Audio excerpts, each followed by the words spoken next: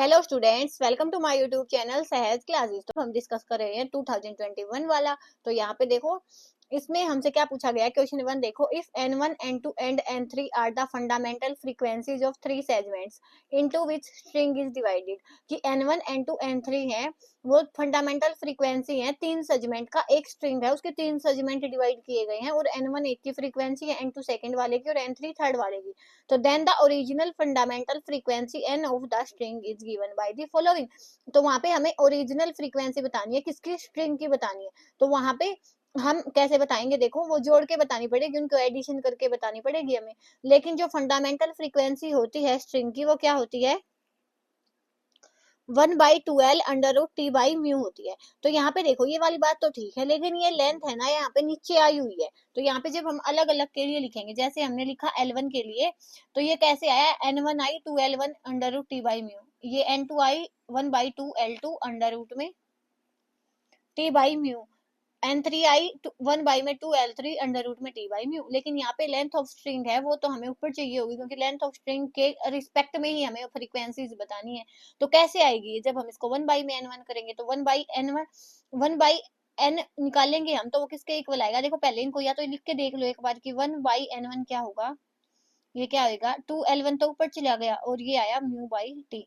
तो ये वाली चीज रहेगी। L2 N2 के लिए भी सेम, N3 के लिए भी सेम। तो जब हम इनको एडिशन करेंगे तो हमारी जो फंडा, यहाँ पे हम कॉमन लेंगे इस चीज को, √μ/t। तो ये क्या आ जाएगा, 2L1 प्लस में L2 प्लस में L3 आ जाएगा। और यही हमारे पास क्या है, लेंथ ऑफ स्ट्रिंग है। और इसी के रिस्पेक्ट में हमें फंडामेंटल फ्रीक्वेंसीज बतानी थी। तो लेंथ ऑफ स्ट्रिंग के रिस्पेक्ट में हम फंडामेंटल फ्रीक्वेंसी बताएंगे, तो किस फॉर्म में बता सकते हैं, वो सेकंड ऑप्शन है, वो हमारा यहाँ से सही हो जाएगा। तो इसलिए हमारा ऑप्शन 2 है वो करेक्ट हो जाएगा, क्योंकि लेंथ ऑफ स्ट्रिंग के रिस्पेक्ट में हमें इसकी फ्रीक्वेंसीज बतानी थी।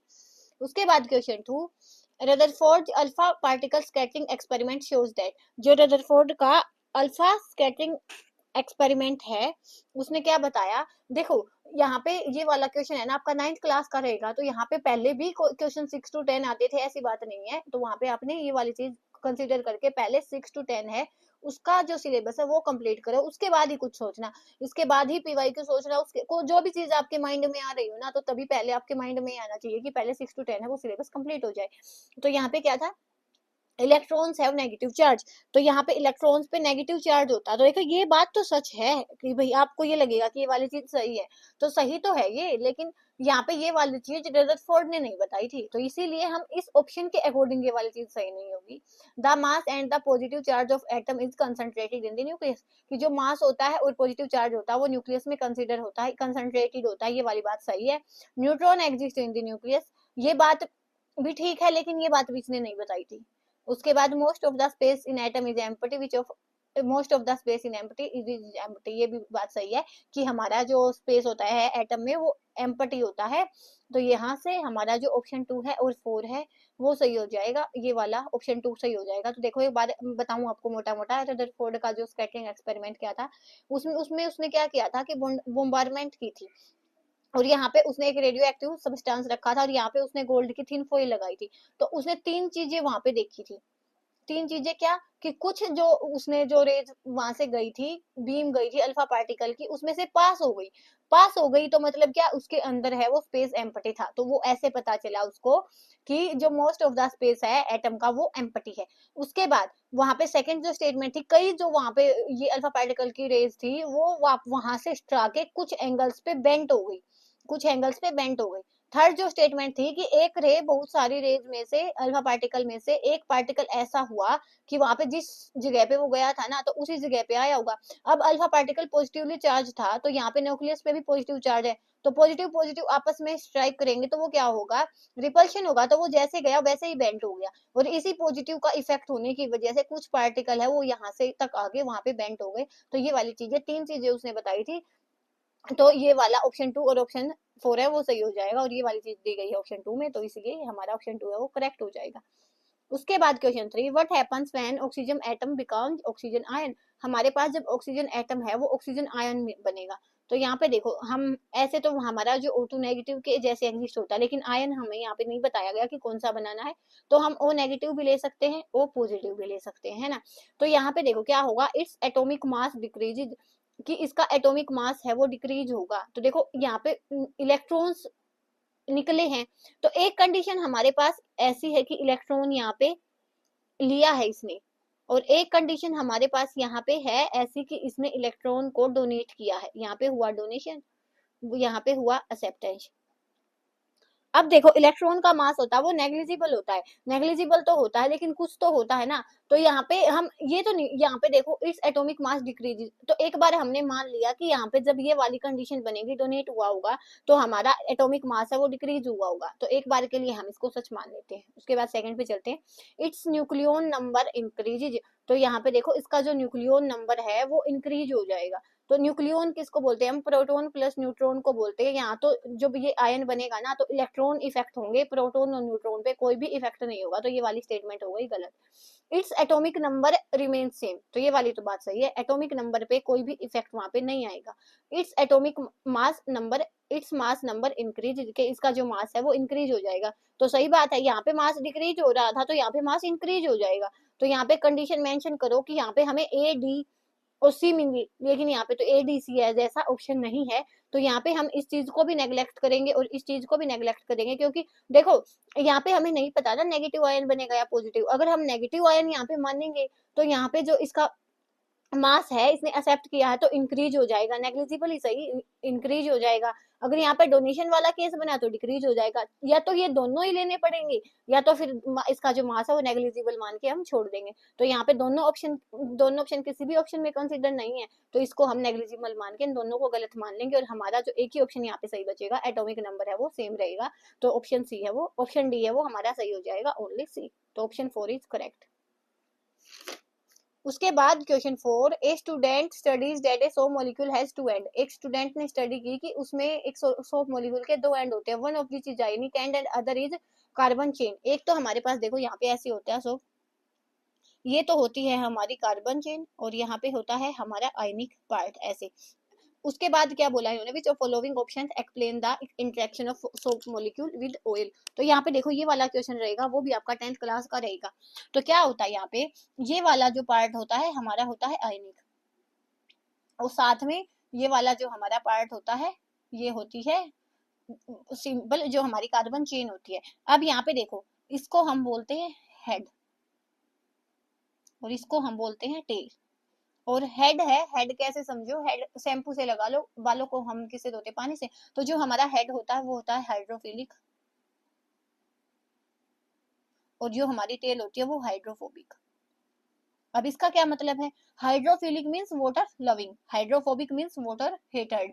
तो यहाँ पे देखो, यहाँ पे हमारा दाग धब्बा लगा हुआ है, ऑयल लगा हुआ है कपड़े पे, और इस पे हमने पानी लगाया पहले, ठीक है। तो अब हमारी आई सोप, तो ये सोप का जो ये वाला जो पार्ट है हाइड्रोफिलिक पार्ट है, तो वो तो पानी की साइड जाना चाहेगा। तो वो वाला जो पार्ट है हेड हम ऐसे बनाए तो ऐसे हो जाएगा, और इस टेल पे क्या आएगी, जो टेल होगी वो किस पे जाएगी, ऑयल पे जाएगी। ऐसे सेकंड वाले का, क्योंकि ये वाला पार्ट हाइड्रोफिलिक है तो ये पानी की साइड रहना पसंद करेगा, और जो कार्बन चेन है वो हाइड्रोफोबिक है तो वो वाटर से दूर रहने की वो करेगी। तो ऐसे हमारे पास होता है, ऐसे ही हमारा क्या बनता है माइसिल, और जैसे ही हम पानी के साथ होते हैं तो ये साथ में चला जाता है यहाँ से, ये वाली चीज होती है। तो अब हम देखते हैं कैसे होता है।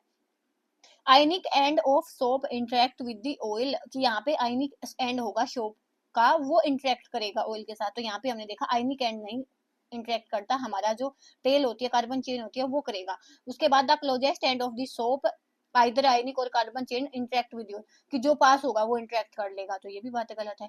Carbon chain and of the soap interact with the oil, तो यहाँ पे हमने देखा ना कि हमारी जो कार्बन चेन है वो हाइड्रोफोबिक होती है, पानी से दूर रहना चाहती है, तो वो ऑयल की साइड चली जाती है। तो हमारा जो ये वाला पार्ट होगा ये इसके साथ क्या करेगा, इंटरेक्ट करेगा। तो ये वाली स्टेटमेंट हमारी सही हो जाएगी कि कोई भी ना तो आयनिक ना कार्बन चेन इंटरेक्ट करेगी ऑयल के साथ, तो ये भी गलत है।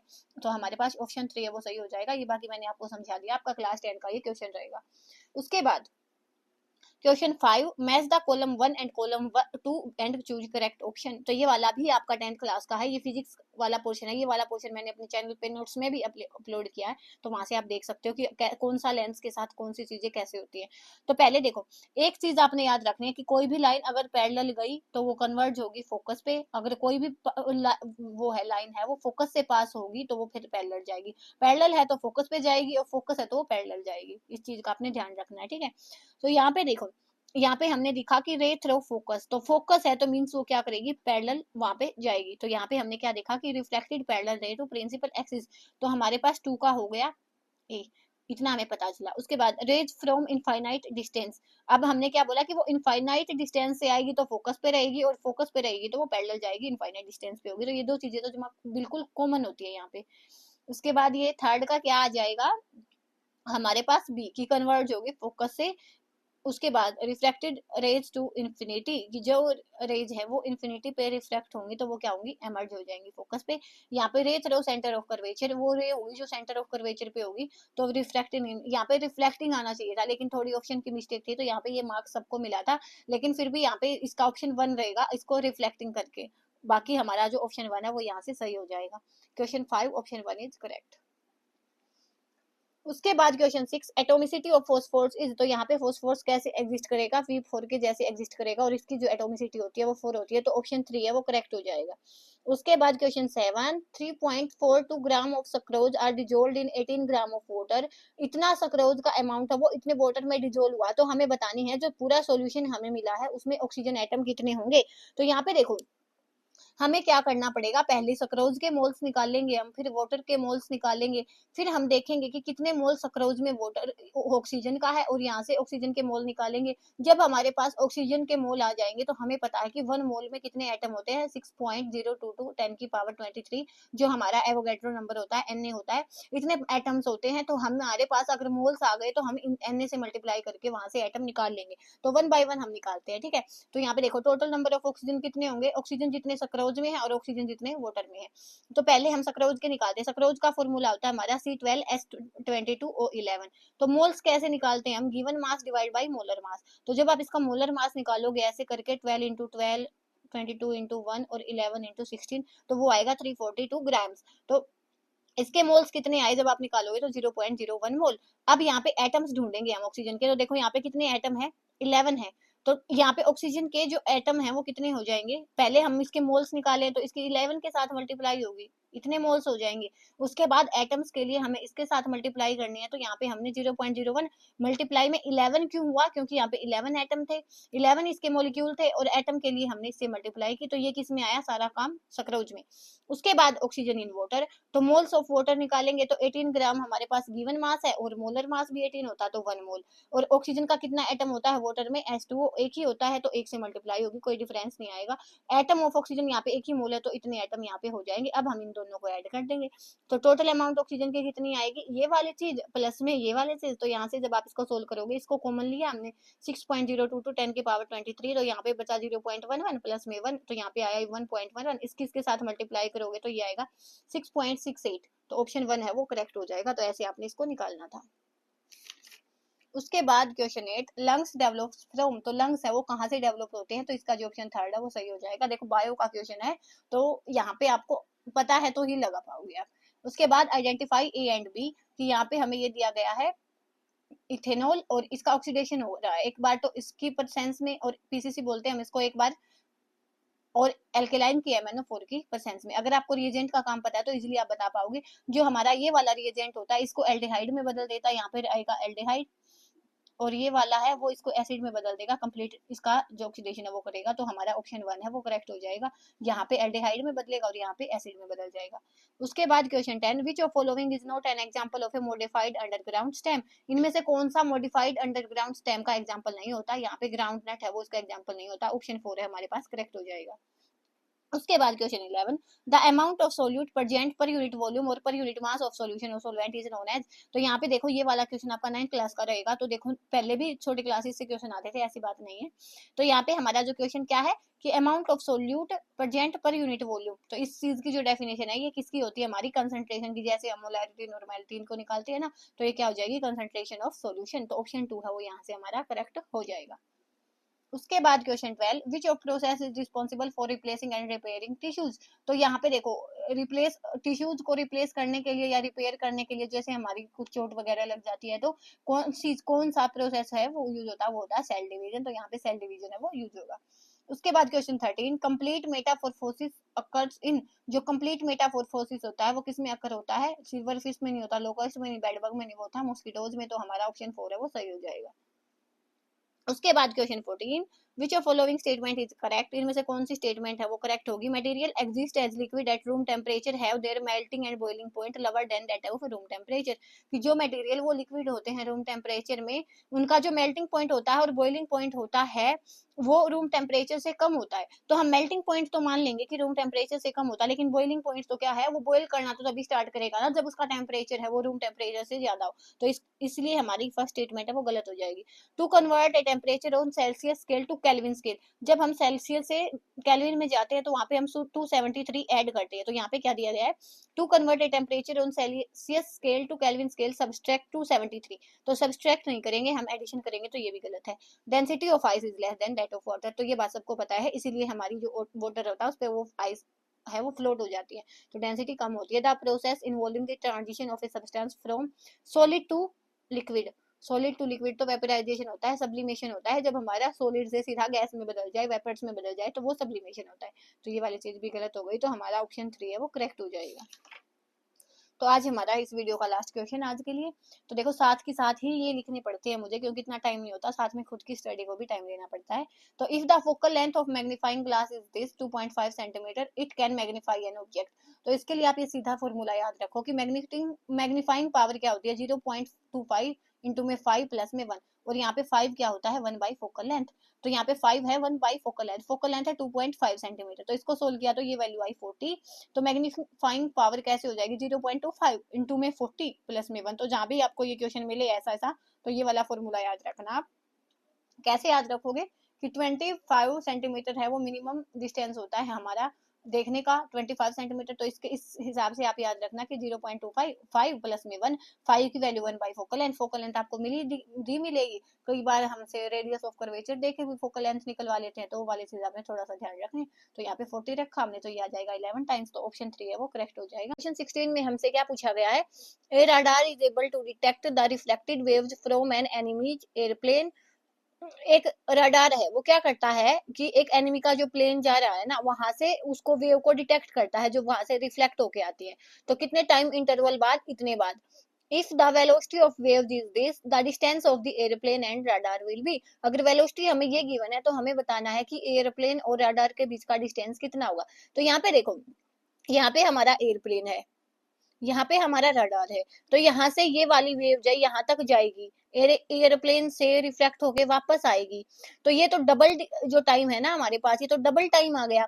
जैसे पहले वाले एक पेपर में आया था ना कि हमने बॉल को कैच किया और वापस से पकड़ा है, तो जैसे वहां पे डबल टाइम हो रहा था, यहाँ पे भी क्या है, इतना ये वाला जो टाइम है एक बार जाने में लगेगा एक बार आने में लगेगा। तो यहाँ से जो डिस्टेंस कैलकुलेट होगा ना, तो जैसे मैं इसको x मानू यहाँ तक, तो ये क्या हो जाएगा, 2x डिस्टेंस आ जाएगा हमारे पास, क्योंकि x गया है और x ही आया है। तो ये वाली चीज एक बार आपने समझनी थी। तो यहाँ पे जो जो वैल्यूज गिवन है वो लिखो एक बार। वेलोसिटी हमें गिवन है और साथ में हमें टाइम इंटरवल गिवन है। तो यहाँ पे देखो वेलोसिटी हमें क्या गिवन है, 3 इंटू 10 की पावर 8 मीटर पर सेकंड। टाइम हमें ये गिवन है, और हमारा जो स्पीड का फॉर्मूला क्या होता है, डिस्टेंस बाई टाइम। स्पीड क्या होती है, डिस्टेंस अपॉन टाइम। तो यहाँ से डिस्टेंस क्या हो जाएगा, स्पीड मल्टीप्लाई टाइम। तो हमने स्पीड लिखा 3 इंटू में 10 की पावर 8, और यहाँ पे हमने लिखा टाइम। तो ये 3 एज इट इज, ये 2 है, इसके यहाँ से 2 जीरो जिसके नाम की, 3 ये वाली आएंगी, तो 1 2 3 4 5। तो आप इसको कैंसिल करोगे तो ये आएगा 6 इंटू में 10 की पावर 3 मीटर। लेकिन यहाँ पे देखो, जैसे यहाँ पे मैंने लिखा, तो यहाँ पे देखो ये वाला एक्स और ये वाला एक्स, ये डिस्टेंस है वो तो डबल आ गया ना। लेकिन हमें डिस्टेंस किसके बीच का बताना है, रडार और एरोप्लेन के बीच का डिस्टेंस बताना है। तो इसीलिए जो ये हमारा टोटल डिस्टेंस है, इसका हम हाफ करेंगे, क्योंकि ये डबल डिस्टेंस आया है, इतना जाने का इतना आने का। तो distance between airplane and radar is equal to 1/2 of half of total distance. तो यहाँ पे हमारा आया 3000 मीटर, और इसको किलोमीटर में चेंज करेंगे तो 3 किलोमीटर। तो यहाँ से हमारा जो ऑप्शन 3 है वो करेक्ट हो जाएगा। तो ऐसे आपने इस सम को करना था। उसके बाद question 17, the mineral element present in chlorophyll molecule is, कि जो क्लोरोफिल मॉलिक्यूल होता है उसमें कौन सा मिनरल एलिमेंट प्रेजेंट होता है। तो क्लोरोफिल में हमारा मैग्नीशियम होता है। उसके बाद देखो cow eat grass and both have cells, कि काउ है वो घास खाती है और दोनों के सेल हैं, घास के भी और काउ के भी। तो हमें स्टेटमेंट पढ़नी है और हमें बताना कि कौन सी सही होंगी। कि cow cells are bigger than grass cell, कि जो काउ सेल होती है वो ग्रास सेल से बड़ी होती है। अब देखो सेल्स बहुत छोटी यूनिट होती है, तो हम देख के नहीं बता सकते कि काउ सेल बड़ी होगी या ग्रास सेल बड़ी होगी, तो ये वाली चीज हम नहीं बता सकते। Cow cells have plastids and small vacuoles, कि जो काउ सेल होती है उसकी जो उसमें प्लास्टिड और स्मॉल वैक्यूल्स होती है, तो ये वाली स्टेटमेंट है गलत। उसके बाद grass cells have cell wall and vacuoles, तो ये बात सही है कि जो ग्रास प्लांट सेल होती है उसमें सेल वॉल भी होते हैं और वैक्यूल्स भी होते हैं। उसके बाद fourth, grass cell have centrosome and chloroplast, chloroplast होता है प्लांट सेल में लेकिन सेंट्रोसोम नहीं होता, तो ये वाली स्टेटमेंट भी गलत हो जाएगी। उसके बाद cow cells have cell membrane and mitochondria, तो जो प्लांट सेल होती है, sorry cow cell means animal cell होती है, वहां पे सेल मेम्ब्रेन भी होती है और माइटोकॉन्ड्रिया भी होता है। ये आपका 9th क्लास का क्वेश्चन रहेगा, और यहाँ पे हमारा जो ऑप्शन 3 है ये वाला सही हो जाएगा और ऑप्शन 5 है वो वाला सही हो जाएगा। तो वो हम ढूंढेंगे नेक्स्ट पेज पे। 3 मीन्स सी और 5 मीन्स सी, तो हमारा ऑप्शन 3 है वो करेक्ट हो जाएगा। तो प्लांट सेल में सेल वॉल होती है, वैक्यूल्स होते हैं, क्लोरोप्लास्ट होते हैं, और काउ सेल में हमारे पास सेल मेम्ब्रेन होती है। उसके बाद question 19, a ball of radius r is made to oscillate in a bowl of radius r, एक बाल है रेडियस आर की, वो क्या ओसिलेट हो रही है, एक बाउल में ओसिलेट हो रही है जिसकी जो रेडियस है वो कितनी है, कैपिटल आर है। तो हमें बताना है time period of its oscillation will be. तो हमने टाइम पीरियड किसका पढ़ा होता है, सिंपल हार्मोनिक ऑसिलेटर वाला होता है ना, वहां पे हमें सिंपल पेंडुलम का हमने टाइम पीरियड देखा होता है।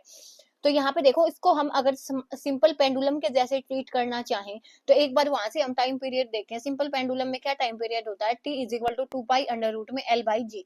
तो यहाँ पे l निकालेंगे हम, देखो कैसे निकालेंगे l, ये हमारे पास कोई भी बाउल है जिसकी जो रेडियस है r है, और इसी में क्या है एक स्मॉल बाल है वो यहाँ पे ओसिलेट कर रही है।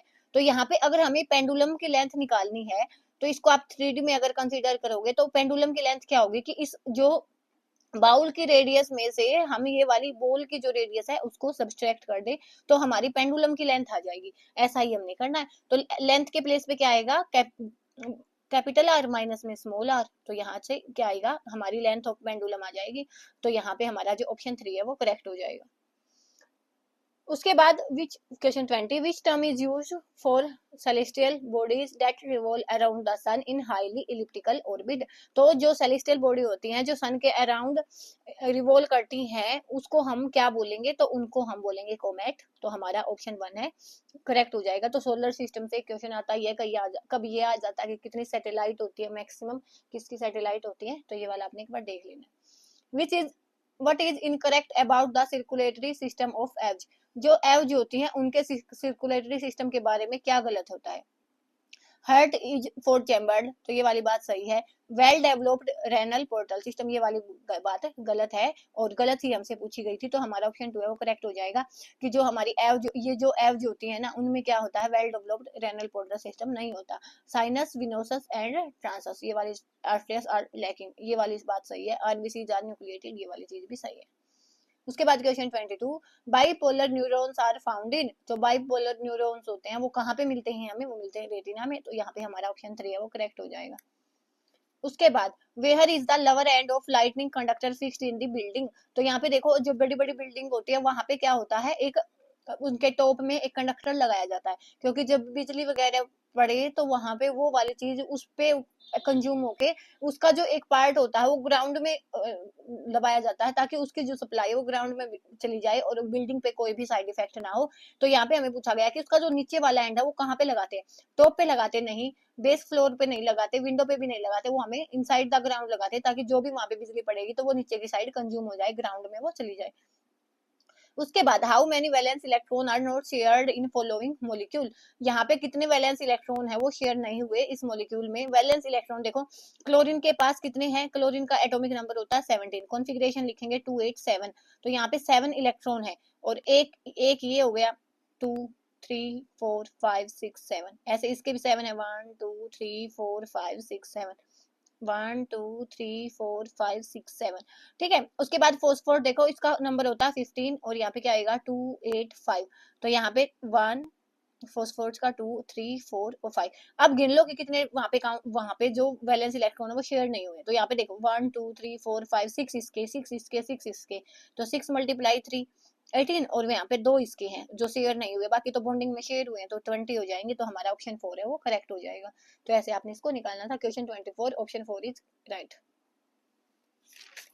उसके बाद question 25, when the vapour pressure of liquid is equal to the atmospheric pressure what happens to liquid, कि जब वेपर प्रेशर होता है ना लिक्विड का वो किसके इक्वल हो जाए, एटमॉस्फेयर में जो भी प्रेशर है उसके इक्वल हो जाए, तो हमारा जो लिक्विड है वो फिर बॉयल होना स्टार्ट हो जाएगा। लिक्विड फ्रीज होगा नहीं, विस्कस होगा नहीं, लिक्विड है वो बॉयल करना स्टार्ट कर देगा। Liquid does not undergo any change, ये भी गलत है। तो हमारा लिक्विड है, अगर हमारा वेपर प्रेशर लिक्विड का है वो एटमॉस्फेरिक प्रेशर के इक्वल हो जाए तो हमारा लिक्विड है वो बॉयल करना स्टार्ट कर देगा, तो ऑप्शन 3 है वो करेक्ट हो जाएगा। उसके बाद question 26, which of the following contain maximum number of molecules, तो यहाँ पे देखो कौन से वाले के मैक्सिमम नंबर ऑफ मॉलिक्यूल होंगे। मॉलिक्यूल्स के लिए हमें क्या पता होना चाहिए, मॉलिक्यूल हमारे पास Na के साथ मल्टीप्लाई करेंगे किसकी, मोल्स की। तो यहाँ पे जितने ज्यादा मोल्स होंगे उतने ही ज्यादा क्या होंगे, मॉलिक्यूल होंगे। तो हम यहाँ पे लिख सकते हैं कि जितने greater number of moles higher is molecule, higher is the number of molecules. अब यहाँ पे हमें इनके मोल्स निकालने हैं। मोल्स क्या होते हैं, given mass by molar mass. तो यहाँ पे देखो फर्स्ट 1 बाय 1 निकालेंगे। तो यहाँ पे ये क्या है, गिवन मास है, पहले वाले के मोल्स निकालो। क्या है, गिवन मास 1 ग्राम गिवन है, और यहाँ पे मोलर मास हाइड्रोजन का 1 होता है, 2 हाइड्रोजन है तो 2, तो ये हो जाएगा 0.5।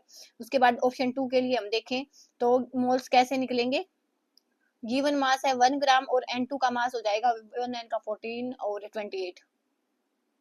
तो ये भी आप देख लेना किसके अप्रोक्स आएगा।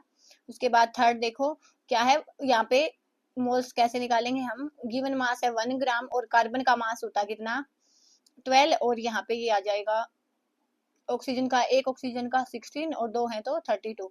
तो ये वाली चीज भी आप कैलकुलेट कर लीजिएगा। 4 क्या आएगा मोल्स, यहाँ पे 1 डिवाइड बाई कार्बन का 12 और ये 16 आ जाएगा। तो यहाँ पे देखो सबसे मैक्सिमम जो वैल्यू आपको मिलेगी ये मिलेगी, क्योंकि यहाँ पे देखो सब में जो नीचे वाला पोर्शन है वो बड़ा है। हाँ, यहाँ पे अगर नीचे वाला बड़ा होता है, अगर हमारा डिनोमिनेटर बड़ा होता है तो वहाँ पे जो पूरी चीज है वो छोटी हो जाती है। तो यहाँ पे हमारा फर्स्ट क्वेश्चन है, इसमें मोल्स ज्यादा है तो यहाँ पे मोलिक्यूल भी ज्यादा होंगे, तो ऑप्शन 1 है वो हमारा करेक्ट हो जाएगा।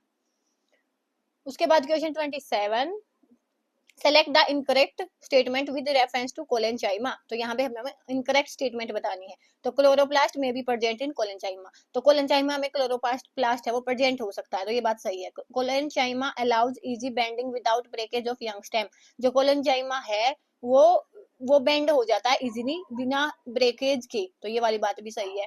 उसके बाद थर्ड ऑप्शन है, its cells are thickened at the corners due to deposition of lignin, तो इसकी जो शेल है वो थिकन होती है कॉर्नर पे से, क्योंकि वहां पे लिग्निन की प्रेजेंस होती है, डिपोजिशन होता है, तो ये बात गलत है। प्रोटोप्लाज्म इज प्रेजेंट इन कोलेंजाइमा, ये बात भी सही है, तो हमारा ऑप्शन 3 है वो करेक्ट हो जाएगा। तो देखो बायो वाले क्वेश्चन है इनमें अंडरस्टैंडिंग नहीं होती, डायरेक्टली ये फैक्ट बेस्ड होते हैं, तो अगर इनका पता है तो ही आप बता पाओगे, अदरवाइज नहीं बता पाओगे। Question 28, the power of a water pump is 2 kilowatt, the amount of water in litres it can raise in 1 minute to a height of 10 metre will be. तो आपको पावर का फॉर्मूला पता होना चाहिए, क्या होता है mgh/t, और यहाँ पे अब जो गिवन है लिखो, पावर हमारे पास कितनी गिवन है 2 किलोवाट। उसके बाद हमारे पास टाइम कितना गिवन है 1 मिनट। उसके बाद हाइट कितनी गिवन है हमारे पास 10 मीटर, तो डाल दो सब कुछ है हमारे पास। यहाँ पे 2 किलो वाट है और वाट में बदलेंगे तो हम 2000 वाट, तो 2000 watt is equal to m की वैल्यू निकालनी है, जी की वैल्यू कितनी है 10 होती है acceleration due to gravity, height की वैल्यू भी हमारे पास 10 है, डिवाइड बाई टाइम कितना है हमारे पास मिनट है 1 मिनट है, और इसको सेकंड में बदलेंगे तो क्या हो जाएगा 60 सेकंड। हाँ तो 60 सेकंड, तो यहाँ पे हमारे पास क्या आया 60। अब ये क्या होगा, ये 60 यहाँ पे जाके मल्टीप्लाई में हो जाएगा और ये 100 है वो नीचे आ जाएगा, तो जब आप इसको सोल्व करोगे तो ये 1200 किलोग्राम और ये अप्रोक्स होगा 1200 लीटर के, तो हमारा ऑप्शन 3 है वो करेक्ट हो जाएगा। तो ऐसे आपने इसको निकालना था। उसके बाद question 29, which of following statement is not true regarding the characteristics of matter. तो यहाँ पे हमें बतानी है कि कौन सी स्टेटमेंट है वो सही नहीं है कैरेक्टरिस्टिक्स ऑफ मैटर के बारे में। तो यहाँ पे देखो kinetic energy of particle increases with A rise in temperature, तो ठीक बात है कि जब हम टेम्परेचर बढ़ाते हैं तो देखो लिक्विड हो गया गैस हो गया तो वहाँ पे काइनेटिक एनर्जी मॉलिक्यूल की बहुत बढ़ जाती है, सॉलिड में कम बढ़ती है लेकिन इंक्रीज तो होती है ना, तो ये वाली बात सही है, हम लगा सकते हैं। Particles of matter diffuse into each other on their around, तो यहाँ पे ये नहीं लिखा ना सॉलिड के होंगे या लिक्विड के होंगे या गैस के होंगे, तो गैस के केस में हम मान सकते हैं कि जो पार्टिकल्स हैं वो अपने आप डिफ्यूज हो जाते हैं, तो ये बात भी सही है। Particles of a matter are randomly moving in all direction, तो ये गैस पे ये भी अप्लाई होती है। पार्टिकल लिखा है ना, मैटर में तो हमारी सॉलिड लिक्विड गैस सभी आते हैं, तो हम यहाँ पे अगर सॉलिड को कंसीडर करेंगे तो ये वाली चीज गलत हो जाएगी, लेकिन गैस को भी तो कंसीडर कर सकते हैं ना हम, तो ये वाली चीज सही है, सब पे एप्लीकेबल होगी, वो स्टेटमेंट हम ढूंढेंगे। Kinetic energy of all particle in all matter remain the same at a particular temperature, तो यहाँ पे देखो कि काइनेटिक एनर्जी है ना पार्टिकल की, सभी मैटर्स की वो सेम होती है, किसी भी टेम्परेचर पे नहीं। किसी जो कोई मैटर होता है जिसकी काइनेटिक एनर्जी कम होती है किसी टेम्परेचर पे, किसी की ज्यादा होती है, तो ये वाली चीज सब किसी पे भी अप्लाई नहीं होगी, फिक्स नहीं हो सकती। तो हमारा ऑप्शन 4 है वो गलत हो जाएगा, और हमसे इनकरेक्ट ही पूछा गया था, जो सही नहीं है वही पूछा गया था। 29 का ऑप्शन 4 है वो राइट हो जाएगा। उसके बाद question 30, A copper road and steel road her to have lengths LC and LS such that the difference between their length is the same at all ambient temperature, कि हमारे पास एक कॉपर की रोड है एक स्टील की road है, और वहां पे क्या दिया गया है कि उनकी जो लेंथ है ना वो सेम है किस पे, एम्बिएंट टेम्परेचर पे। If the coefficient of linear expansion of copper and steel are, ये है कोफिशिएंट ऑफ एक्सपेंशन, तो हमें बताना है लेंथ और उनके कोफिशिएंट में कैसे उनकी जो रिलेशन होगी क्या होगी।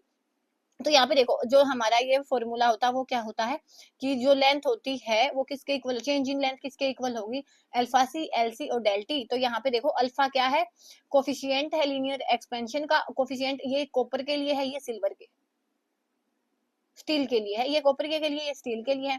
अब यहाँ पे एम्बिडियंट टेम्परेचर पे इन्होंने बोला कि लेंथ इक्वल है, तो इन दोनों को हम इक्वल पे रखेंगे तो हमारे पास ये रिलेशन आ जाएगी, इसको आप निकाल के देखना, तो ऑप्शन 1 है वो हमारा राइट हो जाएगा। क्वेश्चन 31 में हमसे क्या पूछा गया है, if the radius of earth were to shrink by 1%, अगर रेडियस है जो अर्थ की वो श्रिंक कर जाए 1% से, जो डेंसिटी रिमेनिंग कांस्टेंट, और डेंसिटी पे कोई भी चेंज ना आए, the acceleration due to gravity on the surface of earth will be, तो वहां पे जो एक्सेलरेशन होगा ना ग्रेविटी की वजह से जो अर्थ की सरफेस पे वो क्या रहेगा। तो इसको निकालने के लिए हमें जो रिलेशन निकालनी पड़ेगी किस किस के बीच में, एक तो एक्सेलरेशन ड्यू टू ग्रेविटी और रेडियस ऑफ अर्थ के बीच में हमें रिलेशन निकालनी पड़ेगी, कैसे कैसे उसमें कुछ चेंज होता है। तो यहाँ पे देखो हमें पता होता है कि एक्सेलरेशन ड्यू टू ग्रेविटी का फॉर्मूला होता है G M by R square, M होता है मास ऑफ अर्थ, आर होता है रेडियस। तो यहाँ पे देखो जी है ना, यहाँ पे मास है और हमें डेंसिटी चाहिए, हमें पता होता है कि डेंसिटी क्या होती है, मास बाई वॉल्यूम होती है, और मास बाई वॉल्यूम होने की वजह से जो हमारा एम है इसकी वैल्यू क्या होगी, रो इंटू वॉल्यूम, ये क्या है डेंसिटी इंटू वॉल्यूम। अब यहाँ पे देखो वॉल्यूम है, अर्थ को हम कैसे मान के चलते हैं, स्फेरिकल मान के चलते हैं, और हमारी अर्थ का वॉल्यूम क्या हो जाएगा अगर हम उसको स्फेरिकल जैसे मानेंगे, तो 4/3 पाई आर क्यूब। तो यहाँ पे हमने इस m की वैल्यू को यहाँ पे डाला, तो ये आया g इंटू में डेंसिटी, ग्रेविटेशनल कांस्टेंट होता है ये आर स्क्वायर मल्टीप्लाई में 4/3 पाई आर क्यूब। तो यहाँ से आर स्क्वायर तो कैंसिल हो जाएगा, एक आर बचेगा, बाकी ये एज इट इज रहेगा। ग्रेविटेशनल कांस्टेंट डेंसिटी 4/3 और पाई और आर। यहाँ पे देखो ग्रेविटेशनल कांस्टेंट है, एक कांस्टेंट वैल्यू होती है, डेंसिटी हमें बोला गया है कांस्टेंट है, ये भी है कांस्टेंट ये भी कांस्टेंट। तो यहाँ पे हमारे पास क्या हो गया कि हमारी जो एक्सेलरेशन ड्यू टू ग्रेविटी है वो आर के डायरेक्टली प्रोपोर्शनल है, रेडियस ऑफ अर्थ के डायरेक्टली प्रोपोर्शनल है। इट मींस क्या कि अगर हम रेडियस को श्रिंक करवाएंगे, मतलब रेडियस कम हुई है, तो हमारा जो एक्सेलरेशन ड्यू टू ग्रेविटी है वो भी कम हो जाएगा, रेडियस को हम बढ़ाएंगे तो एक्सेलरेशन ड्यू टू ग्रेविटी है वो भी बढ़ जाएगा। तो यहाँ से हमें पता चला कि अगर हमने रेडियस को देखो यहाँ पे बोला गया कि 1% श्रिंक किया गया, मींस कम किया गया है, तो यहाँ पे जो एक्सेलरेशन ड्यू टू ग्रेविटी है वो भी क्या हो जाएगा, कम हो जाएगा। तो यहाँ पे हमारा ऑप्शन 4 है वो करेक्ट हो जाएगा, ऐसे आपने इसको करना था। उसके बाद question 32, which scientist give the concept of fixed energy levels around the nucleus, कौन सा साइंटिस्ट था जिसने फिक्स्ड एनर्जी लेवल्स दिए न्यूक्लियस के चारों तरफ। तो देखो ये वाले चीज नहीं होती कि एलिमेंट शेल दिए थे हमारे पास, ये वाली चीज दी थी नील बोहर्स ने, आपका 9th क्लास का क्वेश्चन रहेगा।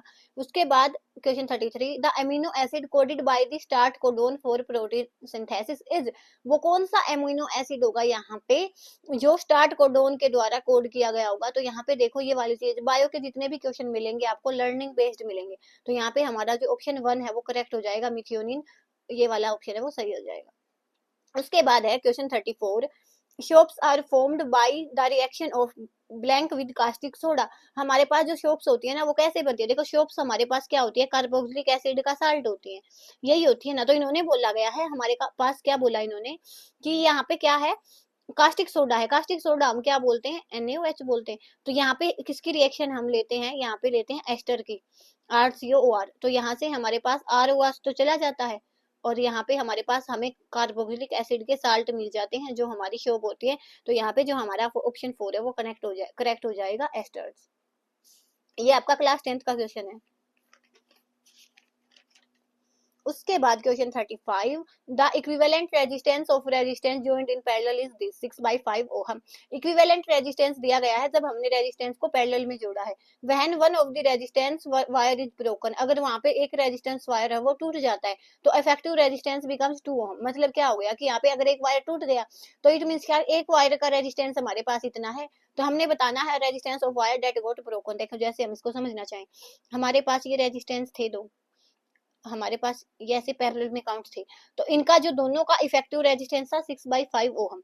अब यहाँ पे एक वायर है वो टूट गया और वो अलग हो गया, तो इट मींस क्या कि एक जो जो पहले ये वाला वायर है जो बचा है ना, इसका तो रेजिस्टेंस 2 ओहम है और इसका हमें निकालना है। तो बस आपको पता होना चाहिए कि रेजिस्टेंस होता है ना पैरेलल में, उसका क्या फॉर्मूला होता है, 1/R equivalent is equal to 1/R1 plus में 1/R2। अगर यही चीज सीरीज में होती तो होता R1 प्लस R2। तो ये भी आपका क्लास 10 का क्वेश्चन है।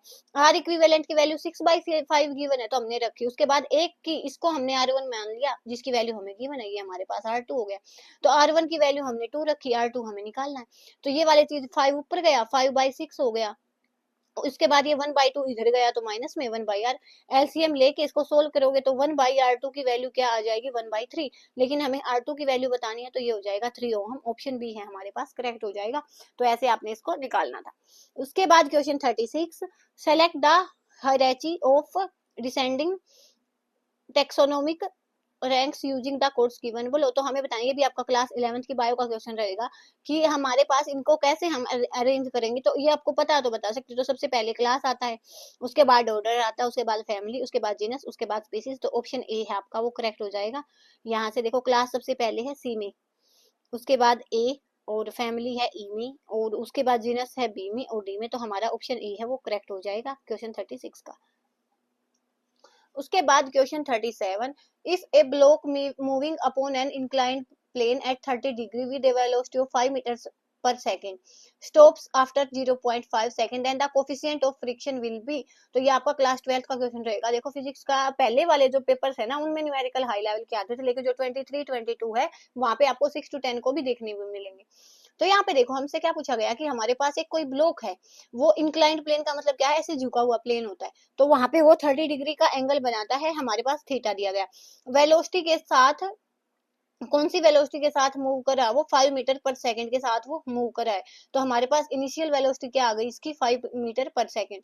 उसके बाद जो पहले जो वैल्यू गिवन है ना वो लिखो, उसके बाद थीटा की वैल्यू गिवन है 30 डिग्री, टाइम की वैल्यू है 0.5 सेकंड, कोफिशिएंट ऑफ फ्रिक्शन हमने निकालना है। अब यहाँ पे देखो हमारे पास ये वाला जो ब्लॉक है ना वो इंक्लाइंड प्लेन से मूव कर रहा है, तो यहाँ पे हमारा जो अब अगर ब्लॉक हमारा अपवार्ड मूव करेगा तो फ्रिक्शनल फोर्स है उसकी नीचे की साइड मूव होगा, तो हमारा जो नीचे की साइड यहाँ पे क्या आया, फ्रिक्शनल फोर्स आया। उसके बाद यहाँ पे हम लेते हैं रिएक्शन फोर्स जो कि परपेंडिकुलर होता है। यहाँ पे अगर हमने ये वाला जो फोर्स है, देखो ये वाला जो फोर्स है ना ये इसके मास की वजह से लगा, तो mg इसलिए हमने लिखा क्योंकि ये ब्लॉक के मास की वजह से लगा है। अब रिएक्शन फोर्स है वो इसके परपेंडिकुलर होता है, तो यहाँ पे हमने r लिखा जो रिएक्शन फोर्स है। उसके बाद इसके परपेंडिकुलर हम इसके दो रेक्टेंगुलर कंपोनेंट में इसको ब्रेक करते हैं, mg cos थीटा और μg sin थीटा। उसके बाद हमने इसको ब्रेक किया तो f हमारा क्या आएगा, mg sin थीटा प्लस में फ्रिक्शनल फोर्स, टोटल जो फोर्स है वो इसके इक्वल आएगा हमारा। उसके बाद देखो f क्या है, mg sin थीटा, म्यू और रिएक्शन फोर्स है वो किसके इक्वल हो जाएगा, यहाँ से जितना ये होगा उतना ही ये वाला कंपोनेंट होगा, तो mg cos थीटा के इक्वल हो जाएगा, तो म्यू mg cos थीटा ये हो जाएगा। यहाँ से हमारा म्यू होता है कोफिशिएंट ऑफ फ्रिक्शन, f के प्लेस पे हम डाल सकते हैं m में, तो यहाँ से सब में से m कॉमन आके कैंसिल हो जाएगा, तो एक इसके इक्वल आएगा g sin थीटा प्लस में म्यू g cos थीटा। अब यहाँ से वैल्यू निकालेंगे हम, देखो हमारे पास एक्सीलरेशन की वैल्यू यहाँ पे नहीं है, g की वैल्यू हमें पता है, sin थीटा हम निकाल देंगे, थीटा की वैल्यू है हमारे पास, g की वैल्यू है, cos थीटा की वैल्यू हम निकाल देंगे, a की वैल्यू नहीं है। तो जो पहले वाली वैल्यू गिवन थी इसका मतलब क्या कि वो उस वहां से हम क्या निकाल के लेके आएंगे, a निकाल के लेके आएंगे। हमारे पास फर्स्ट इक्वेशन ऑफ मोशन क्या होती है, v is equal to u plus a t, तो v क्या है 0, u क्या है 5 सेंटीमीटर है, इनिशियल जो वेलोसिटी है इज प्लस में a इंटू में टाइम कितना 0.5, तो यहाँ से हम a की वैल्यू निकालेंगे तो वो आ जाएगी 10 मीटर पर सेकंड स्क्वायर। यहाँ पे ये माइनस साइन आया ना, ये बता रहा है कि रिटार्डेशन हुआ, मीन्स क्या कि पहले वाली जो वेलोसिटी थी वो फाइनल वेलोसिटी से ज्यादा है, मीन्स वो स्टॉप हुई है, तो इसके लिए यहाँ पे माइनस आया। बाकी हम फॉर्मूले में यहाँ पे माइनस नहीं लेंगे। तो उसके बाद यहाँ पे हमने इसको कैलकुलेट किया कि ये 10 है, यहाँ से यहाँ पे 5 आएगा, यहाँ पे ये 5 माइनस में गया तो 5 बचा, उसके बाद ये 2 ऊपर मल्टीप्लाई में 10 अंडर रूट 3 नीचे, तो इसको जब आप सोल्व करोगे तो 0.6 आएगा, तो हमारा ऑप्शन बी है वो करेक्ट हो जाएगा। आप चाहो तो इसका स्क्रीनशॉट ले सकते हो। उसके बाद question 38, which is not correctly matched, इनमें से कौन सा करेक्टली मैच्ड नहीं है। एग्रोबैक्टीरियम टीआई प्लाज्मिड होता सही है, कोस्मिड वेक्टर डीएनए होता सही है, rhizobium as a symbiotic N two factor होता है, फिक्सर होता है, ये बात गलत है। एल्बिनिज्म ऑटोसोमल रिसेसिव जीन, ये बात सही है। तो ये बायो का फिर से बायो का क्वेश्चन है, अगर पता तो ही बता पाओगे, तो क्वेश्चन 38 का ऑप्शन 3 है वो करेक्ट हो जाएगा। उसके बाद विच of following is not one of 3 primary types of soil based on it's texture के आधार पे हमें सोइल बतानी है, तो ये आपका 6 to 8 7 क्लास में आ जाता है। सैंड, सिल्ट, लोम, क्ले। तो यहाँ पे देखो हमारा जो लोमी सोल होता है ना, ये वाली जो यहाँ पे टेक्सचर के बेस पे नहीं होता, ये वाली होती है। सैंड का जो साइज पार्टिकल होता है, पार्टिकल का साइज सबसे ज्यादा बड़ा होता है, क्ले का सबसे छोटा होता है, सिल्ट का मीडियम में आ जाता है, लेकिन लोम है वो टेक्सचर के बेस पे सोयल की टाइप नहीं है, तो हमारा ऑप्शन 2 है वो करेक्ट हो जाएगा। उसके बाद question 40, which information is not conveyed bye a balanced chemical equation, एक बैलेंस केमिकल इक्वेशन में से इनमें से कौन सी इन्फॉर्मेशन है वो नहीं बताई जाती। Physical state of reactant and product की, जो रिएक्टेंट और प्रोडक्ट है उनकी फिजिकल स्टेट नहीं बताई जाती, लेकिन बैलेंस इक्वेशन में हमें जो फिजिकल स्टेट उनकी मेंशन करनी पड़ती है। नंबर ऑफ एटम और मॉलिक्यूल है वो भी बताए जाते हैं, सिंबल भी लिखने होते हैं, सबसे लास्ट स्टेप होता है कि हम वहाँ पे उनके सिंबल लिखते हैं सब्सटेंस उनके एलिमेंट्स के। उसके बाद whether a particular reaction is actually feasible और नॉट, हम यहाँ पे देख के ये नहीं बता सकते ये वाली रिएक्शन फिजिबल होगी या नहीं होगी, तो ये ऑप्शन 4 है वो आपका सही हो जाएगा। यही पूछा था कि कौन सी चीज हम नहीं पता लगा सकते। उसके बाद हमारे पास question 41, when two bodies move uniformly toward each other the distance decreases by 6 metre पर सेकेंड, कि जो दो बॉडी है वो एक दूसरे की तरफ मूव करेंगी तो वहां पे डिस्टेंस हमारे पास कम होगा। If both the bodies move in same direction, अब सेम डायरेक्शन में मूव करेंगी वो तो जितना आगे ये जाएगी उतना आगे जाएगा सेम स्पीड के साथ, तो उनके बीच का जो डिस्टेंस है वो 4 मीटर पर सेकंड से इंक्रीज हो जाता है। तो हमें क्या बताना है, स्पीड बतानी है दोनों बॉडीज की। तो यहाँ पे देखो, यहाँ पे अगर वो दोनों सेम डायरेक्शन में ही जाएंगी तो इनकी जो स्पीड है वो माइनस होएगी, और अपोजिट डायरेक्शन में जाएगी तो उनकी जो स्पीड है वो एडिशन हो जाएगी। तो हमने पहली बॉडीज की यू माना, सेकंड बॉडी की यू माना, तो जब वो सेम डायरेक्शन में जा रही थी हमारे पास तो उनकी जो स्पीड है वो माइनस होगी, तो u माइनस वी किसके इक्वल आया, 4 के इक्वल। अगर वो अपोजिट डायरेक्शन में आएंगी तो वहां पे उनकी जो स्पीड है वो एडिशन हो जाएगी, तो u plus v is equal to 6। यहाँ पे u की वैल्यू हमने बनाई वो क्या आई, 6 माइनस वी, और इस 6 माइनस वी को हमने u के प्लेस पे यहाँ पे रख दिया, 6 minus v is equal to 4। तो यहाँ पे हमारे पास ये 4 को इधर ले आए, 2 वी को इधर ले गए, तो यहाँ से v की वैल्यू आई 1, और यहाँ पे u की वैल्यू क्या थी 6 माइनस वी, तो यहाँ पे 6 माइनस 1 ये क्या हो जाएगा 5। तो हमारा क्वेश्चन 41 है उसका ऑप्शन 2 है वो करेक्ट हो जाएगा। उसके बाद question 42, which of following statement is not true, इनमें से कौन सी स्टेटमेंट है वो ट्रू नहीं है। The molecule of gas occupy all space available, कि जो मोलिक्यूल्स हैं गैस के वो जितना स्पेस उन्हें मिलता वो इतना स्पेस है वो ऑक्यूपाई कर लेते हैं, तो ये बात तो सही है। उसके बाद the molecules in liquid are arranged in regular pattern, तो ये बात गलत है। देखो लिक्विड के मोलिक्यूल्स है वो रेगुलर पैटर्न में नहीं होते, सॉलिड के भी कभी कभार हो जाते हैं, लेकिन हमेशा तो सॉलिड के भी हम ये नहीं बोल सकते कि रेगुलर पैटर्न होगा, लेकिन लिक्विड के तो फिर बिल्कुल भी नहीं होते। तो यहाँ पे क्योंकि लिक्विड के बेस में उनके पार्टिकल्स होते हैं वो वहां पे उनके बीच में बहुत सारा गैप होता है, तो हम नहीं बता सकते ना कि क्या पैटर्न वहां पे चल रहा है। सॉलिड में हम वैसे यहाँ पे ऐसे बना हुआ तो हम बता सकते हैं कि ये वाला पैटर्न है कि बॉक्स रखे हुए हैं। उसके बाद the molecule in solid vibrate about a fix position, ये भी बात सही है कि जो सॉलिड के मॉलिक्यूल है वो फिक्स पोजीशन पे वाइब्रेट करते हैं। The molecule in A gas exert negligibly small forces on each other accept during collision, तो ये बात भी सही है कि गैस के मॉलिक्यूल है आपस में फोर्स है वो एक्सर्ट करते हैं। उसके बाद क्वेश्चन 43, यहाँ पे देखो क्या बोला गया, an electric कीटल has 2 heating coils, एक कीटली नहीं बोलते हम उसको, क्या है कि 2 हीटिंग कॉइल्स लगी हुई हैं। When one of the coil is connected to AC current source the water in the kettle boils in 10 minute, अगर एक में हमने देखा तो जो वाटर है वो 10 मिनट में बॉईल हो जाता है। When the other coil is use, दूसरी वाली कॉइल को यूज किया तो सेम क्वांटिटी हम पानी की लेंगे तो वो would take 15 minutes to boil, तो वो 15 मिनट्स में बॉईल हो जाता है। How long will it take for the same quantity of water to boil if 2 coils are connected in parallel, तो यहाँ पे हमें बताना है कि हाँ, अगर वहां पे दोनों कॉइल्स को हम पैरेलल में लगा दे तो वो पानी कितनी टाइम में बॉईल होगा, कैसे क्या बताया गया, देखो वापस देखते हैं। कोई भी इलेक्ट्रिकल केटल है तो वहां पे अगर हमने एक कोयल को लिया तो वो 10 मिनट में वाटर बॉईल हो रहा है, और दूसरे वाली को लिया तो 15 मिनट में। अगर दोनों को साथ में लगा दे तो हमें पूछा है कि कितना टाइम में वो बॉईल होंगे। और जो यहाँ पे ये कोयल्स है ना, ये पैरेलल में कनेक्ट हैं। तो यहाँ पे पहले हमें ऐसा फॉर्मूला लेके आना पड़ेगा कि जिससे हम ये निकाल पाए। हमें इतना पता होता है कि अगर हमारे पास रेजिस्टेंस है वो पैरेलल में हो जाए तो वो क्या होते हैं, 1/R1 प्लस में 1/R2, ऐसे हमें ये वाली चीज है वो हमें पता होती है। तो यहाँ पे हम क्या करेंगे, अब यहाँ से उसके बाद हमें पता होता है कि हीट का जो फॉर्मूला होता है वो होता है I²RT, I²RT। अब यहाँ पे देखो R की वैल्यू यहाँ से हम बनाएंगे तो ये क्या हो जाएगी, H/I²T, H/I²T। यहाँ पे ये वाली वैल्यू हो जाएगी हमारे पास, R की वैल्यू क्या आएगी, I² अपॉन में T, लेकिन I की वैल्यू भी नहीं है हमारे पास। तो अब हम क्या करेंगे, I की वैल्यू नहीं है तो I की वैल्यू हम यहाँ से प्लेस करेंगे ओहम्स लॉ से। ओहम लॉ क्या होता है, V is equal to IR। तो यहाँ से हमने I की वैल्यू बनाई और इस वाली इक्वेशन में डाली तो क्या हो जाएगा, V²/R², तो R² गया ऊपर। तो यहाँ से जब आप इसको कैंसिल आउट करोगे तो 1/R की वैल्यू निकल के आ जाएगी H डिवाइड बाई V²/T। तो 1/R की वैल्यू ये आ गई। तो 1/R1 में क्या हो जाएगा, जब हमारे रेजिस्टेंस है वो पैरेलल में होते हैं तो वहां पे वोल्टेज कांस्टेंट होती है, सीरीज में वहां पे करंट कांस्टेंट होता है। ये छोटी छोटी चीजें आपको पता होनी चाहिए। तो यहाँ पे V तो हमारे पास कांस्टेंट है, तो यहाँ पे देखो क्या हो जाएगा, H/V²/T, और यहाँ पे 1/R1 है तो यहाँ पे T1 आ गया, यहाँ पे T2 आ गया। बाकी सारी चीज कैंसल आउट हो जाएंगी तो टाइम भी क्या बचेगा, 1/T is equal to 1/T1 plus में 1/T2। 1/T की वैल्यू क्या आएगी, T1 की वैल्यू कितनी है, 10 मिनट, तो 1/10 प्लस में T2 की वैल्यू 1/15, T2 की वैल्यू 15 है। इसको सोल्व करोगे तो हमारे पास 6 मिनट निकल के आएंगी। एलसीएम लेके सिंपली सोल्व किया, ये आप सोल्व कर सकते हो। बस आपको चीजों को एक दूसरे से कनेक्ट करना आना चाहिए। जैसे यहाँ पे हमने किया है कि V इक्वल टू IR था, यहाँ पे हमारे पास H का फॉर्मूला ये था, लेकिन यहाँ पे हमने R की वैल्यू तो बना ली, I की वैल्यू नहीं थी। तो I की वैल्यू लेके आए हम ओहम्स लॉ से। ओहम्स लॉ से हमने वैल्यू पुट करी। यहाँ पे देखो पैरेलल में है तो यहाँ पे वोल्टेज कांस्टेंट होती है तो ये कैंसिल आउट हो जाएगी। हीट भी कांस्टेंट आउट हो जाएगी क्योंकि हीट तो वो सेम ही देंगे ना। यहाँ पे H की वैल्यू भी सेम रहेगी, और यहाँ पे क्या हो जाएगा, 1 बाई ये हो जाएगा। उसके बाद इसकी वैल्यू को आप निकाल सकते हो इजीली। उसके बाद question 44, the element which is not common between the compound called baking soda and soda ash. तो कौन सा कंपाउंड होता है जो सोडा ऐश और बेकिंग सोडा में एक जैसा नहीं होता। तो ये वाला क्वेश्चन पहले भी आया हुआ है। सोडा ऐश होता है हमारे पास Na2CO3 और बेकिंग सोडा होता है NaHCO3। तो Na भी दोनों में है, C भी दोनों में, ऑक्सीजन भी, लेकिन हाइड्रोजन है वो एक में है, तो हमारा ऑप्शन भी है वो करेक्ट हो जाएगा। उसके बाद in which of following pairs are the element found in the same period of periodic table. तो ये तो पीरियडिक टेबल से डायरेक्ट क्वेश्चन है कि कौन से जो एलिमेंट हैं वो सेम पीरियड में होंगे।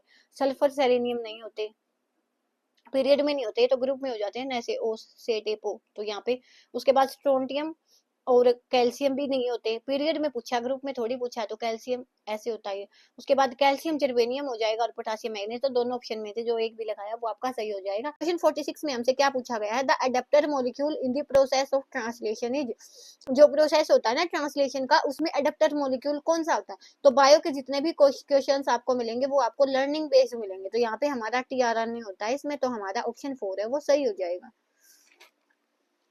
उसके बाद question 47, during smelting an additional substance is added which combine with impurities to form a blank fusible product. कि जब स्मेल्टिंग होती है ना तो वहां पे एक सब्सटेंस हमें मिलता है जहां पे क्या होगा, वो इम्प्योरिटीज के साथ कंबाइन होके क्या बनाएगा, स्लैग। तो ऑप्शन 2 है वो वहां पे करेक्ट हो जाएगा क्वेश्चन 47। उसके बाद question 48, A square frame of side L carries A current I। कि एक स्क्वायर फ्रेम है, वहां पे क्या उसकी साइड कौन सी है, L है, उसमें करंट कितना है, I है। The magnetic field at its centre is B। जो हमारी स्क्वायर है ना, इसके सेंटर पे जो मैग्नेटिक फील्ड रहेगा वो है B। The same current is passed through a circular coil having the same parameter as the square. तो ये छोटी छोटी चीजें आपको पता नहीं चाहिए। तो यहाँ पे क्या बोला गया कि उतना ही करंट हमें कहाँ पे पास करना है, एक सर्कुलर कोइल में जिसका सेम पैरामीटर होगा जितना की स्क्वायर है। इट मीन्स क्या कि यहाँ पे स्क्वायर का जो डायमीटर पैरामीटर है वो किसके इक्वल होगा, सर्कल के पैरामीटर के इक्वल होगा। तो हमें क्या बताना है, the magnetic field at the centre of this coil is B dash. जो कोइल पे जो मैग्नेटिक फील्ड है वो बी डैश है, और जो स्क्वायर के सेंटर पे जो मैग्नेटिक फील्ड है वो बी है। तो हमें रेशियो बताना बी बाई बी डैश का, मीन स्क्वायर से हमें सर्कल का रेशियो बताना है। तो यहाँ पे देखो हमारे पास ये स्क्वायर हमने ली, तो यहाँ पे इसकी लेंथ है L। ये वाला फॉर्मूला आपको पता होना चाहिए, ये रहेगा फिजिक्स का न्यूमेरिकल है आपका क्लास 11th 12th का। तो यहाँ पे ये हाई लेवल का न्यूमेरिकल है। तो ये वाली चीज आपको पता होनी चाहिए। यहाँ पे मैग्नेटिक फील्ड होगा ना जो सेंटर पे, वो क्या हो जाएगा, यहाँ से हमारे पास म्यू यहाँ पे क्या होता है, mu naught I root pi by L होता है। अब हमारी स्केयर की कितनी साइड है, 4 साइड है, तो यहाँ पे हमने इस वाले फॉर्मूले में 4 से मल्टीप्लाई किया है, और यहाँ से इसको हम ऐसे तोड़ेंगे जब 4 को 2 में, तो इसको हम ऐसे लिख सकते हैं, तो ये अंडर रूट 2 से ये कैंसिल होकर ये 2 रूट 2 आ जाएगा। ऐसे हमने स्केयर का है वो निकाल लिया मैग्नेटिक फील्ड। अब हम चलेंगे सर्कल पे, तो सर्कल हमारी रेडियस कितनी है, आर का है, तो इसकी जो पैरामीटर होगी वो क्या होगी, 2 पाई आर। और यहाँ पे इसका जो स्केयर का पैरामीटर होता है वो होता है 4 इंटू साइड, तो यहाँ पे 4L हो गया, तो यहाँ से हमने R की वैल्यू निकाली, तो ये आ गई हमारे पास 4L डिवाइड बाई 2 पाई। और यहाँ पे सर्कल के सेंटर पे जो मैग्नेटिक फील्ड होता है वो होता है mu naught I by 2R। और यहाँ पे हमने R की वैल्यू को डाला, तो mu naught I as it is, 2 as it is, R के प्लेस पे क्या आ गया, 4L बाई 2 पाई। तो यहाँ पे हमने इसको सोल्व किया, तो ये आया mu naught I pi divide by 4L। तो यहाँ पे हमारे पास बी डैश की वैल्यू ये है, बी की वैल्यू ये है, तो हमने बी बाई बी डैश रखना है, तो यहाँ पे बी हमने ऊपर रखा और ये बी डैश है, तो बी डैश में ये वाली चीज यहाँ पे नीचे आई और 4L है ऊपर चला जाएगा। जब हम इसको सोल्व करेंगे तो ये आएगा 8 under root 2 divide by pi square. तो हमारा ऑप्शन 1 है वो यहाँ से सही हो जाएगा। उसके बाद question 49, which of following salt has no water of crystallisation, ये भी आपका क्लास 10th का क्वेश्चन है। यहाँ पे क्या है कि वाटर ऑफ क्रिस्टलाइजेशन है, कौन से सोल्ट में नहीं होंगे, तो देखो ब्लू विट्रोल हम किसको बोलते हैं, कॉपर सल्फेट को बोलते हैं, जिसका फॉर्मूला होता है CuSO4.5H2O, तो यहाँ पे तो वाटर ऑफ क्रिस्टलाइजेशन है। उसके बाद आता है वाशिंग सोडा, वाशिंग सोडा का फॉर्मूला होता है Na2CO3.10H2O, तो यहाँ पे भी वाटर ऑफ क्रिस्टलाइजेशन है। जिप्सम का फॉर्मूला होता है CaSO4.2H2O, तो यहाँ पे भी हमारे पास क्या है, H2O है। उसके बाद बेकिंग सोडा का फॉर्मूला होता है NaHCO3, तो यहाँ पे कोई भी वाटर ऑफ क्रिस्टलाइजेशन नहीं है, यही हमसे पूछा गया था, तो जो हमारा ऑप्शन 4 है वो करेक्ट हो जाएगा। उसके बाद क्वेश्चन 15, ए फ्री न्यूट्रॉन डिकेड स्पॉन्टेनियसली इन ए प्रोटॉन, न्यूट्रॉन से हमें क्या मिल रहा है, प्रोटॉन, और एक इलेक्ट्रॉन मिल रहा है, तो साथ में एक पार्टिकल और हमें मिलेगा, वो क्या मिलेगा, तो वो हमें मिलता है एंटी न्यूट्रॉन। तो क्वेश्चन 50 का ऑप्शन बी है वो सही हो जाएगा। उसके बाद question 51, what is true about BT, BT means bacillus thuringiensis, तो स्ट्रेन, तो इनके भी इसके बारे में क्या सही होगा, बीटी स्ट्रेन के बारे में, the concerned bacillus has antitoxins, कि इसमें क्या होते हैं, एंटीटॉक्सिन्स होते हैं, तो ये वाली स्टेटमेंट सही नहीं है।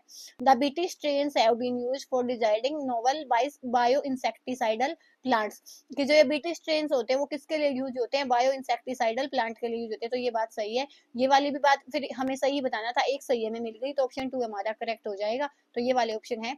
BT toxin exist as active toxin in the bacillus, ये एक्टिव टॉक्सिन के जैसे काम नहीं करता, इसका जो काम होता है वो पैसिव होता है। तो the activated toxins enters the ovaries of the pest to sterilise it and thus prevent its multiplication, तो ये वाली चीज भी गलत है, ऑप्शन 2 है हमारे पास वो सही हो जाएगा।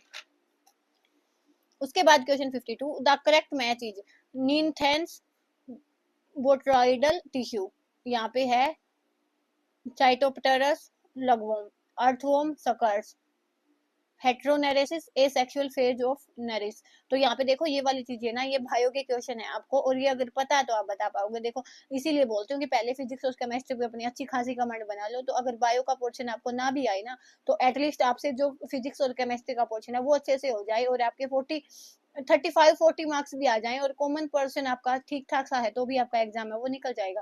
तो यहाँ पे उसका ऑप्शन 4 सही रहेगा। इसमें तो जो नाम भी होते हैं ना वो भी अजीब होते हैं, और इनका एंड टाइम पे हमें हमारे माइंड से ये चीजें है ना वो स्किप हो जाती हैं, तो फिर भी अगर आपको बायो अच्छी आती है तो फिर आप इनको जा सकते हो उसके लिए।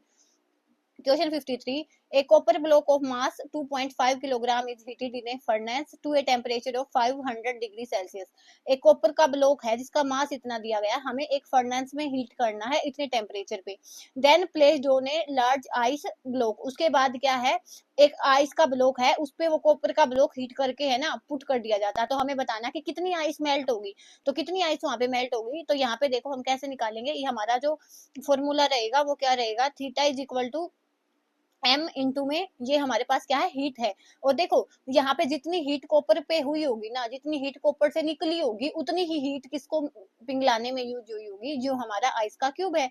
तो सेम चीज हो गई कि जितनी हीट कॉपर से निकली उतनी ही हीट ने उसको मेल्ट किया होगा आइस ब्लॉक को, तो यहाँ पे हमारे पास हीट का फॉर्मूला एक बार तो क्या हो गया, एम इंटू में स्पेसिफिक हीट मल्टीप्लाई में डेल्टा टी, तो यहाँ से हमने हीट 1 निकाली, यहाँ से क्या हो जाएगी ये 2.5, क्योंकि मास की वैल्यू है 2.5 किलोग्राम है, और यहाँ पे हमें ग्राम में बदलना है तो हमें 10⁻³ से मल्टीप्लाई किया है। उसके बाद है स्पेसिफिक हीट जो 0.5 है, और टेम्परेचर कितना है 500 डिग्री है। तो यहाँ पे हमने इन सारी वैल्यूज को रखा।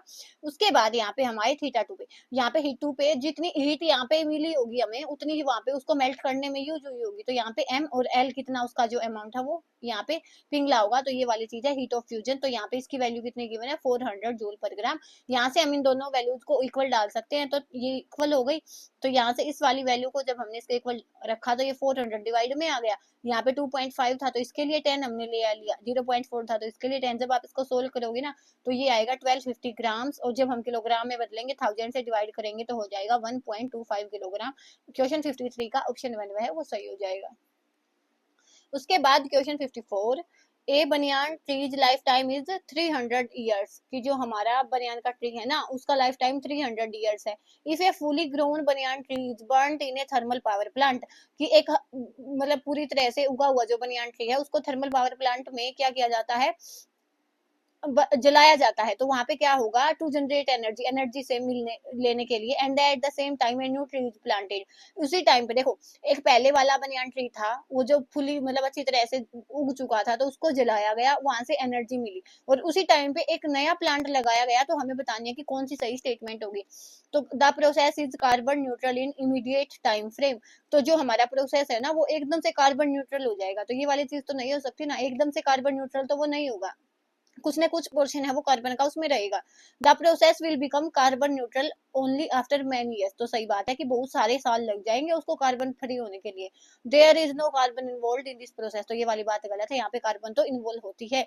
There is no oxygen, oxygen भी इन्वॉल्व होती है। तो यहाँ पे हमारा ऑप्शन 2 है वो करेक्ट हो जाएगा। उसके बाद क्वेश्चन 55, ए बाल x is thrown vertically upward with speed u। एक बाल है x, वो उसको ऊपर फेंका गया है, स्पीड है उसकी u। At the same time another बाल y is release from the rest.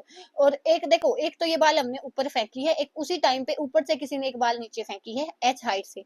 तो हमें बताना है स्पीड रिलेट x की किसके रिलेटेड में y के। तो वो हम कैसे बता सकते हैं, देखो x की स्पीड बतानी है किसके रिलेशन में, v के y के। तो ये हमारी हो जाएगी रिलेटिव स्पीड। अब हम इन दोनों के निकाल लेते हैं। फर्स्ट इक्वेशन ऑफ मोशन, ये भी आपका क्लास 10th का है। फर्स्ट इक्वेशन ऑफ मोशन क्या कहती है, v is equal to u plus a t. और यहाँ पे देखो v x is equal to u, यहाँ पे हमने बॉल को ऊपर की साइड फेंका है तो यहाँ पे हमारा जो एक्सीलरेशन होगा वो क्या हो जाएगा नेगेटिव, तो u माइनस में जी टी। तो यहाँ पे हमने ये लिखा।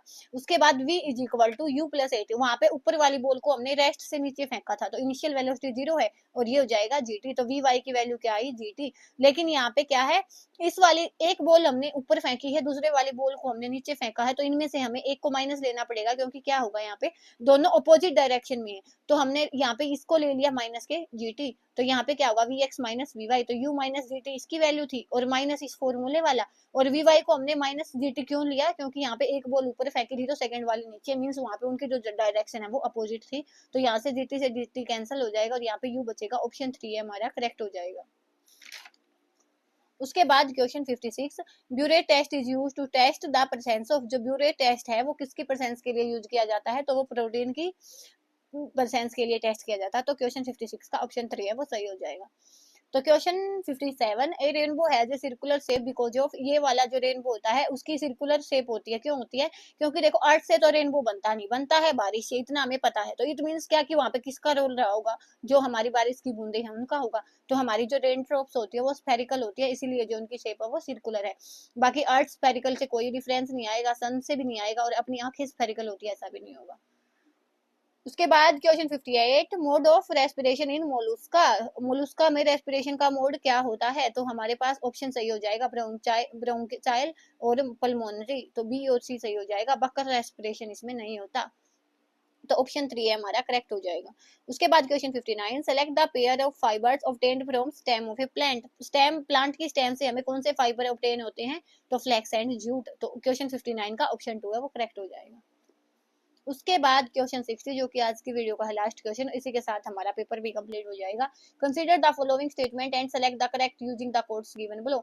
हमें क्या करना है, इन दोनों स्टेटमेंट को पढ़ना है और जो सही स्टेटमेंट है उसको बताना है। तो हमें असर्शन क्या लिया हमने, यहाँ पे देखो ये मैंने लिख दिया था। तो यहाँ पे असर्शन ये वाला है, parenchyma is the most abundant tissue in plant body. जो पेरेंचाइमा होता है वो मोस्ट अबंडेंट टिश्यू होता है प्लांट बॉडी में। तो ये बात सही है। इसका रीजन क्या दिया गया कि parenchyma is a simple permanent tissue, कि वो एक सिंपल परमानेंट टिश्यू होता है इसलिए अबंडेंट होता है। तो ये बात नहीं है, ये बात सही है कि वो सिंपल टिश्यू होता है, और ये बात भी सही है कि मोस्ट अबंडेंट होता है। लेकिन ये आपस में रीजन नहीं है कि असर्शन ये था तो इसका रीजन ये नहीं है कि ये सिंपल होता है इसलिए अबंडेंट होता है।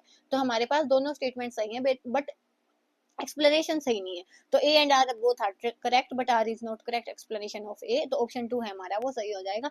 इसी के साथ जो हमारा 21 वाला पेपर है वो भी कंप्लीट होता है। धन्यवाद, thanks for watching my video.